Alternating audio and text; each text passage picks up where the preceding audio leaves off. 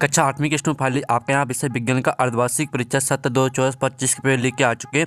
आप लोग यहाँ बहुत से रिकमेंड आए थे कि विज्ञान विषय पेपर लाओ, तो फाइनली आपका पेपर आ चुका और इस वीडियो में आपका संपूर्ण उत्तर सहित यहाँ पेपर कराया जाएगा। ठीक है, तो आप वीडियो को लाइक कर लीजिए और चैनल को सब्सक्राइब कर लीजिए। साथ ही इस वीडियो को आपको अपने दोस्तों तक भी शेयर कर देना, जिससे वो भी पूरी 60 में 60 नंबर लेके आ सके यहाँ पर विज्ञान विषय के पेपर में। ठीक है, तो इस वीडियो को आप अपने दोस्तों तक भी शेयर कर दीजिए। और साथ ही आप यहाँ पर देख सकते हैं राज्य शिक्षा केंद्र मध्य प्रदेश भोपाल अर्धवार्षिक परीक्षा सत्र 2024-25 विषय विज्ञान हिंदी माध्यम। ठीक है, पूर्णांक आपका 60 नंबर का रहेगा और समय आपका यहाँ पर 2.5 घंटे रहने वाला है। ठीक है, तो आपको वीडियो को यहाँ पर लाइक जरूर कर लेना। आप चलिए जो आपका पेपर वो देख लेते हैं, तो आपको यहाँ पर थोड़ा जूम करके दिखाते हैं, जिससे आप यहाँ पर अच्छी तरह देख पाएंगे। तो आपके आते हैं बहु विकल्प प्रश्न आते हैं, प्रश्न 1 से 5 तक। तो निर्देश आता है सही विकल्प जिनका उत्तर लिखिए, प्रत्येक प्रश्न के लिए 1 अंक निर्धारित है। ठीक है, तो आपका यहाँ पर पहला आता है ईस्ट का उपयोग निम्न के उत्पादन में होता है। तो आपका यह था चीनी, बी था आपका अल्कोहल और सी था आपका हाइड्रोक्लोरिक अम्ल और डी था ऑक्सीजन। तो यहाँ पर ईस्ट का उपयोग निम्न के उत्पादन में होता है। तो जो आपका ईस्ट का उपयोग होता है वो आपका एल्कोहल के उत्पादन में होता है। ठीक है, एल्कोहल आपका राइट आंसर रहेगा। फिर आपके यहाँ पर दूसरा आता है निम्न पदार्थों में से सबसे पहले कौन जलेगा। तो आपका यहाँ पर ए आता चीनी और आपका यहाँ ए आता आपका पेट्रोल, बी आता लकड़ी और सी आता आपका लोहे की छड़ और डी आता आपका गत्ता। तो जो आपके यहाँ पर दिया गया, ठीक है, निम्न पदार्थों में से सबसे पहले कौन जलेगा, तो आपको बताना कि सबसे पहले कौन जलेगा। ठीक है, आपको पता हो जो पेट्रोल रहता है, पेट्रोल सबसे पहले यहाँ पर जलता है। ठीक है, पेट्रोल आपका राइट आंसर रहेगा। फिर आपका यहाँ पर तीसरा आता मैग्नीशियम करेबन फीता वायु में जलने पर उत्पन्न करता है। ठीक है, मैग्नीशियम ऑक्साइड जल और प्रकाश और बी था मैग्नीशियम ऑक्साइड और ऊष्मा। फिर आपका सी था मैग्नीशियम ऑक्साइड ऊष्मा और प्रकाश और डी था मैग्नीशियम ऑक्साइड जल और ऊष्मा। तो जो आपके यहाँ पर दिया गया है मैग्नीशियम करेबन फीता वायु में जलने पर उत्पन्न करता है, तो इसका जो राइट आंसर रहेगा वो आपका मैग्नीशियम ऑक्साइड ऊष्मा और प्रकाश हो जाएगा। फिर आपका यहाँ पर चौथा देख लेते हैं। तो चौथा आता पौधों और जंतुओं की वह स्पीसीज, ठीक है, स्पीसीज जो किसी विशेष क्षेत्र में विशिष्ट रूप से पाई जाती है वह है। ठीक है, विशिष्ट क्षेत्रीय स्पीसीज और बी आता आपका संकटापन स्पीसीज और सी आता विशिष्ट क्षेत्रीय स्पीसीज एवं संकटापन स्पीसीज और डी आता इनमें से कोई नहीं। तो जो आपका यहाँ पर चौथा बहु विकल्प प्रश्न दिया गया, ठीक है, पौधों और जंतुओं की वह स्पीसीज जो किसी विशिष्ट क्षेत्र में विशिष्ट रूप से पाई जाती है वह है। तो इसका राइट आंसर आपका ए हो जाएगा, विशिष्ट क्षेत्रीय स्पीसीज। फिर आपका यहाँ 5वां आता, ठीक है, लैंगिक प्रजनन में भाग लेते हैं। तो आपका ए आता 2 नर जंतु और बी आता 1 नर एवं 1 मादा जंतु और सी आता 2 मादा जंतु और डी आता इनमें से कोई नहीं। तो यहाँ पर लैंगिक प्रजनन में भाग लेते हैं, तो इसका आंसर आपका बी हो जाएगा, 1 नर एवं 1 मादा जंतु। ठीक है, इस तरह से जो आपके प्रश्न 1 से लेकर 5 तक दिए थे बहु विकल्प प्रश्न, वो हमने संपूर्ण उत्तर सहित करा दिए हैं। आपने अच्छे से यहाँ पर याद कर लिए होंगे।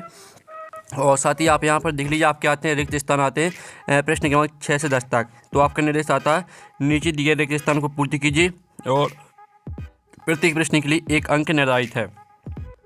तो आपका 6वां आता काष्ठ कोयला वायु जलकर कार्बन डाइऑक्साइड और डॉट डॉट उत्पन्न करता है। तो यहाँ पर काष्ठ कोयला वायु जलकर कार्बन डाइऑक्साइड और ऊष्मा उत्पन्न करता है, तो इसका आंसर आपका ऊष्मा हो जाएगा। और फिर आपका यहाँ पर आता 7वां, ठीक है, जिन पदार्थों का ज्वलन ताप डॉट डॉट होता है और जो ज्वाला के साथ सरलता पूर्वक आग पकड़ लेते हैं ज्वलनशील पदार्थ कहलाते हैं। तो इसका आंसर है जिन पदार्थों का ज्वलन ताप बहुत कम, ठीक है, बहुत कम, आपका इसका आंसर रहेगा बहुत कम होता है और जो ज्वाला के साथ सरलतापूर्वक आग पकड़ लेते हैं ज्वलनशील पदार्थ कहलाते हैं। तो बहुत कम आपका रहेगा 7वें का आंसर पे। आपका 8वां था कागज़ बचाने का अर्थ डॉट डॉट को बचाना। तो यहाँ पर कागज़ बचाने का अर्थ है आपका पौधों को बचाना, तो इसका आंसर आपका पौधों हो जाएगा। और जो आपके यहाँ पर आता है 9वां, ठीक है, वह निषेचन जो माता के शरीर के अंदर होता है डॉट डॉट निषेचन कहलाता है। तो यहाँ पर वह निषेचन जो माता के शरीर के अंदर होता है आपका आंतरिक निषेचन कहलाता है। ठीक है, तो इसका आंसर आपका आंतरिक हो जाएगा। तो अच्छे से याद कर लीजिएगा। फिर आपका यहाँ पर देख लेते हैं 10वां, लड़कियों में मासिक धर्म चक्र की शुरुआत डॉट डॉट कहलाती है। तो यहाँ पर लड़कियों में मासिक धर्म चक्र की शुरुआत कहलाती है क्या, इसका आंसर है मोनार्चे। ठीक है, मोनार्चे कहलाती है, आपका इसका आंसर मोनार्चे हो जाएगा। ठीक है, तो इस तरह से आपके जो यहाँ पर रिक्त स्थान वो कंप्लीट हो जाते हैं। ठीक है, आपके प्रश्न 6 से लेकर 10 तक दिए थे यहाँ पर रिक्त स्थान। तो आपका यहाँ पर 6वें का आंसर रहेगा ऊष्मा और 7वें का आंसर आपका बहुत कम, 8वें का आंसर आपका पौधों, ठीक है, 9वें का आंसर आपका आंतरिक और 10वें का आंसर आपका मोनार्चे। अब चलिए आपके आते हैं अति लघु उत्तर प्रश्न आते हैं प्रश्न क्रमांक 11-16 तक। तो निर्देश आता है नीचे दिए प्रश्न होता है एक शब्द वाक्य में लिखिए। ठीक है, प्रत्येक प्रश्न के लिए 2 अंक निर्धारित है। तो आपके यहाँ पर 11वां आता शिशु एवं बच्चों को टीका क्यों लगाया जाता है। तो आप यहाँ पर देख लीजिए, आपके 11वें क्वेश्चन का आंसर है टीकाकरण। पहले तो आपको हेडिंग डालनी है टीकाकरण। बच्चों के शरीर में रोग प्रतिरक्षण हेतु टीके लगाए जाते हैं जिससे बच्चों के शरीर की रोग से लड़ने की शक्ति बढ़ती है। ये आपका 11वें क्वेश्चन का आंसर हो जाएगा। ठीक है, फिर आपका 12वां क्वेश्चन आता है, अपने बहुत अधिक व्यावसायिक महत्व के कारण किसे हम काला सोना कहते हैं। तो इसका आपका यहाँ 12वें क्वेश्चन का आंसर है पेट्रोलियम, इसे काला सोना कहा जाता है। ये आपका 12वें क्वेश्चन का आंसर। ठीक है, तो जो हम आपको आंसर कराते जा रहे हैं सभी को पूरा आपको याद करना है। अब आते हैं आपके यहाँ पर।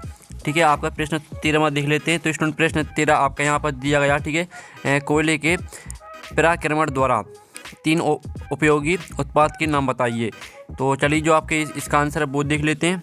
तो आप यहाँ पर देख लीजिए, 13वें प्रश्न का आंसर है कोयले के पराक्रमण से प्राप्त होने वाली 3 उपयोगी उत्पाद ए है कोक और कोल टार और कोल गैस। ये आपका 13वें प्रश्न का आंसर। फिर जो आपका 14वां आता है, किन्हीं 2 राष्ट्रीय उद्यानों के नाम लिखिए।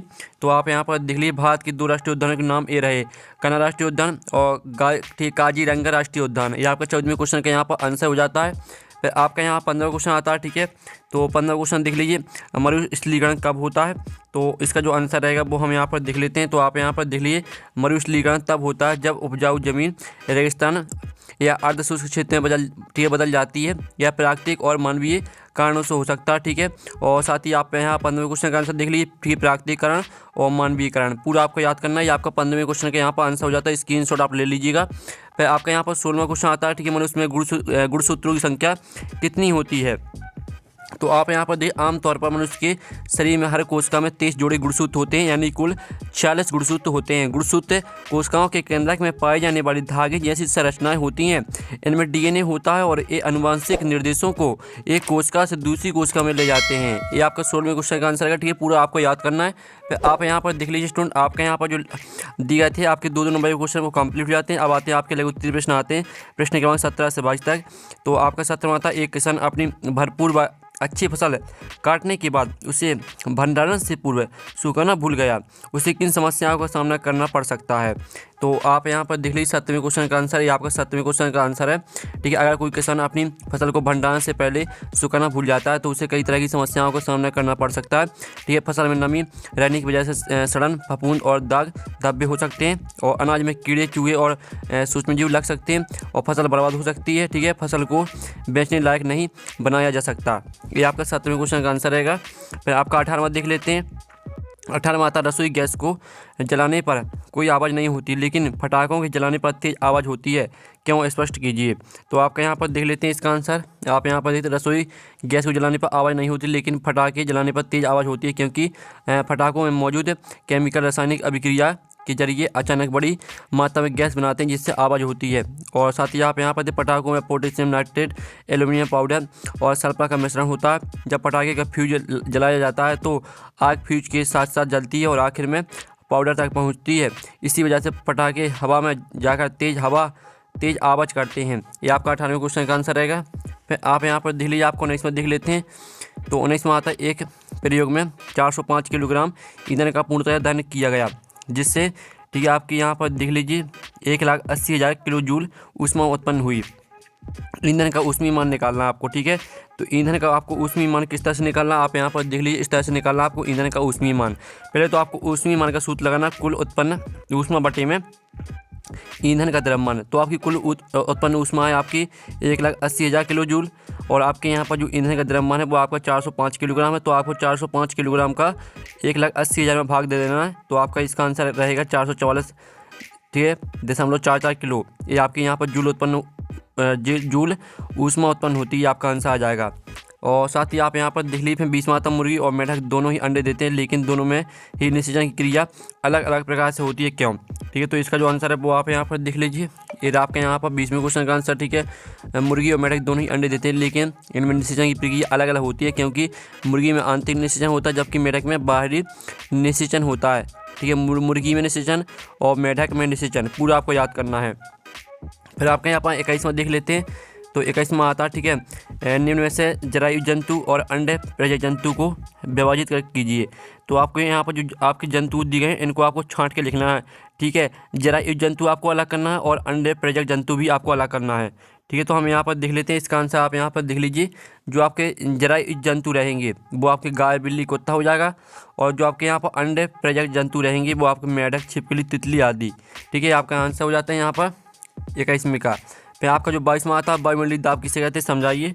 तो आप यहाँ पर देख लीजिए इसका आंसर। वायुमंडलीय दबाव पृथ्वी सतह पर एक विशेष स्थान के ऊपर हवा का भार है। इसका पृथ्वी के मौसम और जलवायु पर महत्वपूर्ण प्रभाव पड़ता है। तो इस तरह से पूरा आपको यहाँ पर याद करना। ठीक है, अब चलिए आपके यहाँ पर देख लेते हैं द्विगोत्तरीय प्रश्न आता है, प्रश्न क्रमांक 23-26 तक। तो आपका यहाँ पर आता है 23वां, गेहूँ की फसल उगाने के इन प्रक्रमों का सही क्रम लिखिए। तो आपको यहाँ पर, ठीक है, आपका यहाँ पर गेहूँ की फसल किस तरह से उगाई जाती है, ये आपका यहाँ पर गलत क्रम दिया गया है, इसको आपको सही लगाना है। ठीक है, तो आपको किस तरह से सही लगाना है आपको बता देते हैं। सबसे पहले तो आपको यहाँ मिट्टी तैयार करना है। ठीक है, मिट्टी तैयार करना और ठीक है, बुवाई और सिंचाई, खरपतवार सुरक्षा और खाद एवं उर्वरक देना। ठीक है, और कटाई, गेहूं भंडारण। सिर्फ आपको हेडिंग याद करना। ठीक है, जो इसमें आपका इतना सारा दिया गया इनको याद नहीं करना, सिर्फ आपको हेडिंग याद करना। ठीक है, पहले मिट्टी तैयार करना है, बुवाई और सिंचाई, खरपतवार से सुरक्षा और खाद एवं उर्वरक देना, कटाई और गेहूं का भंडारण। ठीक है, तो इस तरह से आपको हेडिंग याद करना है। फिर आपका 24वां आता है, निम्नलिखित को हितैषी और हानिकारक सूक्ष्म जीवों में वर्गीकृत कीजिए। तो इनमें आपको हितैषी और सूक्ष्म, ठीक है, हानिकारक जीवों को आपको अलग करना है।